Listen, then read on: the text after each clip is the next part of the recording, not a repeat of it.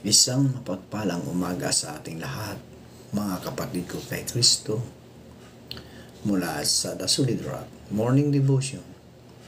Isang kagalakan na muli tayo ay makapagbulay-bulay sa salita ng Panginoon sa umagang ito. Mga ilang minutong pagbubulay-bulay ng mga salita ng Panginoon upang papurihan at sambahin ang ating Panginoong Hesukristo. Ang ating pong pagbubulay-bulayan ngayong umaga ay matatagpuan sa John chapter 3 verse 16. Ito ang sinasabi sa talatang English. For God so loved the world that He gave His only Son, so that everyone who believes in Him might not perish, but might have eternal life. Pinagpala na po tayo sa pagkabasa at pagkarinig ng kanyang mga salita. Tayo po ay manalangin. Ama naming Diyos na makapangyarihan sa lahat. Muli o Diyos, naririto ang iyong mga anak upang ikaw Diyos ay papurihan, sambahin sa umagang ito.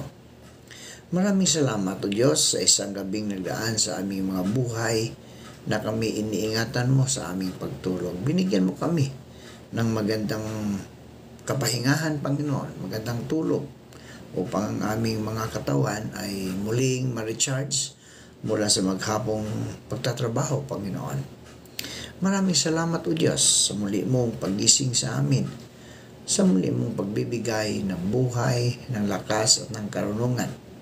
At sa umagang ito, Diyos, patuloy kong hinihiling sa inyo na kami po ingatan mo, lalong-lalo na Panginoon, sa aming pagbabiyahe patungo sa aming mga trabaho. Ikaw, Diyos, ang siyang manguna upang ligtas kami, Panginoon, sa anumang mga kapahamakan. Gayon din po, Diyos, patuloy kong itinataas sa inyo ang mga kaibigan naming nasa banig ng mga karamdaman. Patuloy mo silang abutin, pagalingin, upang sila, O Diyos, ay manumbalik ang kanilang lakas na nawala dahil sa karamdaman. Gayon din po, Diyos, patuloy kong itinataas sa inyo ang iyong mga anak na mga senior citizen, mga matatanda. Sila po ingatan mo, lalong-lalo na sa panahon ngayon na sobrang init sa labas ng aming mga tahanan. Ikaw, Diyos, ang siyang magmandong sa kanila upang hindi sila magkaroon ng sakit na heat stroke, Panginoon. Tulungan mo sila sa kanilang mga buhay.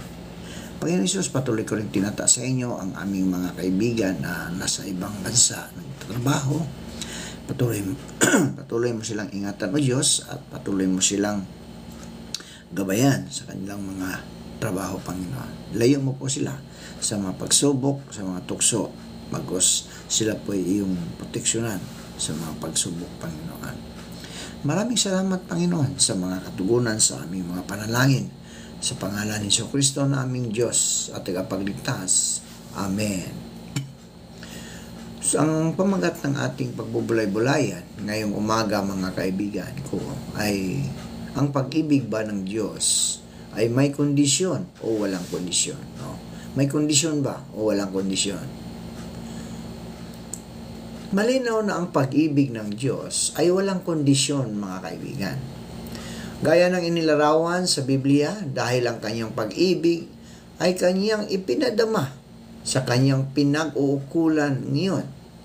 At iyon ay ang kanyang mga hinirang, tayong mga pinili ng Panginoon. Sa kabila ng kanilang kawalan ng pag-ibig sa Kanya, sa ibang salita, umibig ang Diyos dahil likas sa Kanya ang umibig. Ayon sa 1 Juan chapter 4 verse 8. Anyone who does not love does not know God, because God is love. At ang pag-ibig ang nagtutulak sa Kanya upang gumawa ng mabuti sa masama. Ang walang kondisyong kalikasan ng pag-ibig ng Diyos ay napakalinaw na makikita sa Ebanghelyo. Ang mensahe ng Ebanghelyo ngayong umaga ay ang kasaysayan ng pagliligtas ng Diyos sa tao. Habang alam ng Diyos ang kasasapitan ng kanyang bayan na lumalaban sa kanya, ipinasya niya na iligtas sila sa kanilang mga kasalanan, at ang desisyong ito ay base sa kanyang pag-ibig. Efeso 1, kabanatang 4, talatang 5. For He chose us in Him before the creations of the world to be holy and blameless in His sight. In love, He predestined us for adoption to sonship through Jesus Christ in accordance with His pleasure and will. Pakinggan natin ang mga salita ni Apostol Pablo sa kanyang sulat sa mga taga-Roma. Sapagkat noong tayo'y mahihina pa, namatay si Kristo sa takdang panahon para sa mga makasalanan, para sa ating mga makasalanan. Mahirap mangyaring ialay ni numan ang kanyang buhay alang-alang sa isang taong matuwid. Kahit na maaring may mga ahas na gumawa ito, alang-alang sa isang taong mabuti. Ngunit ipinadama ng Diyos ang kanyang pag-ibig sa atin nang mamatay si Kristo para sa atin noong tayo'y makasalanan pa. Roma 5:6-8. Sa pagbabasa sa buong aklat ng Roma, matutunan natin na tayo ay nahiwalay sa Diyos dahil sa ating mga kasalanan. Sa ating likas na kalagayan, kinapupuotan tayo ng Diyos at ang kanyang puot ay nahahayag laban sa mga hindi mananampalataya dahil sa kanilang mga kasalanan. Roma 1:18-20.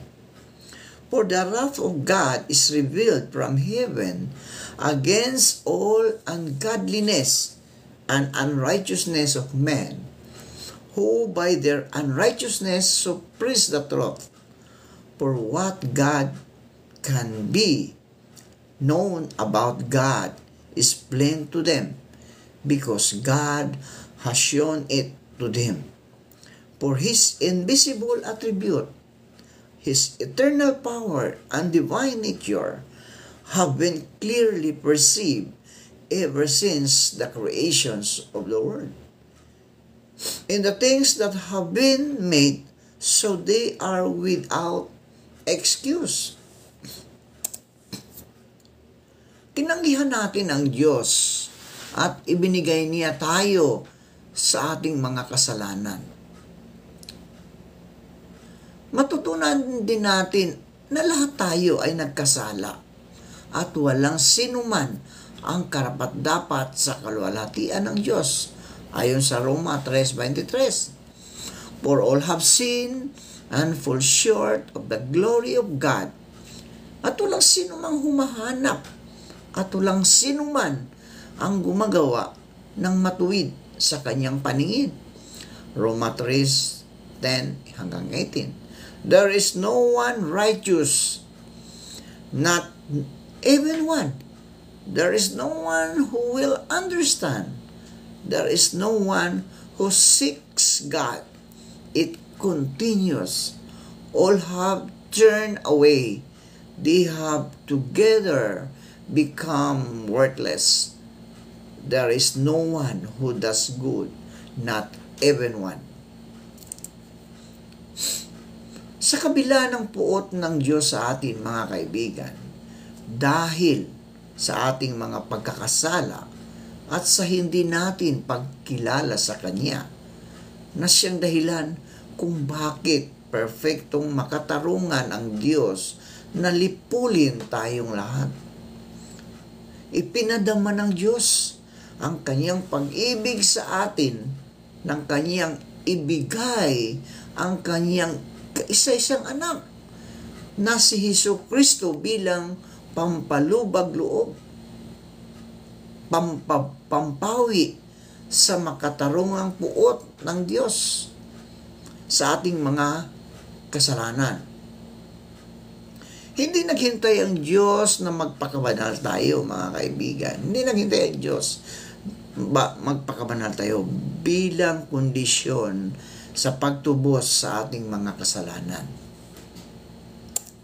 Sa halip, nagpakababa siya at nagkatawang tao at namuhay na kasama ng kanyang bayan. The Word became flesh and made His dwelling among us. We have seen His glory, the glory of the one and only Son who came from the Father, full of grace and truth. Naranasan ng Diyos ang maging tao. Ang lahat ng karanasan ng isang ganap na tao. Ngunit hindi siya nagkasala kailanman. At pagkatapos ay kusang loob na inialay ang kanyang sarili bilang ating kahalili para sa ikatutubos natin sa ating mga kasalanan. Ito ngayon ang hamon sa atin, mga kaibigan. No? Ang pagliligtas ng Diyos ay resulta ng kanyang biyaya at kusang pagpapakasakit. Gaya ng sinabi ni Jesus sa Ebanghelyo ni Juan, walang pag-ibig na hihigit pa kaysa pag-ibig ng isang taong nag-aalay ng kanyang buhay para sa kanyang mga kaibigan. Juan 15:13. Greater love has no one than this, that someone lay down his life for his friends. Ito mismo ang ginawa ng Diyos sa pamagitan ni Kristo. Ang walang kondisyong pag-ibig ng Diyos ay malinaw na ipinapaliwanag sa 2 pang mga talata sa kasulatan. Ayon sa Efeso 2:4-5, subalit napakasagana ng habag ng Diyos at napakadakila ng pag-ibig niya sa atin. Tayo'y binuhay niyang kasama ni Kristo noong tayo'y mga patay pa dahil sa ating pagsuway. Naligtas na kayo dahil sa kanyang kagandahang loob. Sa 1 Juan 4:9-10, inihayag ng Diyos ang kanyang pag-ibig sa atin nang isugo niya sa mundo ang kanyang kaisa-isang anak upang magkaroon tayo ng buhay sa pamagitan niya. Ito ang pag-ibig, hindi sa inibig natin ang Diyos, kundi tayo ang inibig niya at isinugo niya ang kanyang anak upang maging handog para mapatawad ang ating mga kasalanan. Mahalagang tandaan natin, mga kaibigan, na ang pag-ibig ng Diyos ay mahalagang tandaan natin ang pag-ibig ng Diyos ay pag-ibig na nagkukusa. No? Pag-ibig na nagkukusa. Hindi ito isang tugon kailanman. Ito mismo ang dahilan kung bakit ang kanyang pag-ibig ay walang kondisyon. Kung may kondisyon ang pag-ibig ng Diyos, mga kaibigan, kailangan nating gumawa upang makamit iyon na maging karapat-dapat para doon. Kailangan natin pawiin ang kanyang galit at linisin ang ating mga sarili mula sa ating mga kasalanan sa harap ng Diyos upang ibigin niya tayo. Ang Diyos sa kanyang walang kondisyong pag-ibig ay iniligtas ang kanyang mga hinirang mula sa kanilang mga kasalanan. Sino yung mga hinirang o pinili, mga kaibigan? Sino yung mga hinirang? Tayo. Tayo yun na sumasampalataya sa ating Panginoong Hesukristo. Sabi nga, John 3:16, no? For God so loved the world that He gave His only Son, so that everyone who believes in Him might not perish, but might have eternal life. Sa wikang Tagalog, sapagkat gayon na lamang ang pag-ibig ng Diyos sa sangkatauhan, kaya't ibinigay niya ang kaisa-isang anak upang ang sinumang sumampalataya sa Kanya ay hindi mapahamak, kundi magkaroon ng buhay na walang hanggan. Sa pangalan ng Ama at ng Anak at ng Banal na Espiritu Santo, manalangin tayo. Lord, thank you for healing the pain in my heart. Release me from anger and bitterness. Bless the people who have hurt me and teach me to love my enemies. Lord, sa umagang ito, patuloy kong itinataas sa inyo ang mga kaibigan namin na patuloy na nakikinig sa iyong mga salita at ginagawa ang kanilang mga tungkulin bilang mga anak mo. Panginoong Hesus, pagpalain mo silang lahat, anuman ang kanilang kinalalagyan ngayon, ingatan mo sila, Panginoon. Saan man silang dako sa mundong ito, ingatan mo sila, Panginoon. Sa kanilang mga trabaho, Panginoon, patuloy mo silang gabayan. Bigyan mo sila ng karunungan, O Diyos. Lord, salamat. Ito ang aming dalangin sa matamis na pangalan ni Jesus. Amen. Shout out kay Sixto. Shout out sa lahat ng mga anak ng Diyos na patuloy na gumaganap bilang anak ng Panginoong Hesukristo. Tayo ay mga anak ng Diyos, mga pinili ng Diyos. No? Kaya patuloy tayong magpasalamat. So, shout out kay Kyle Javier, no? Na patuloy na sumasali sa ating morning devotion. Maraming salamat sa inyo, mga kaibigan.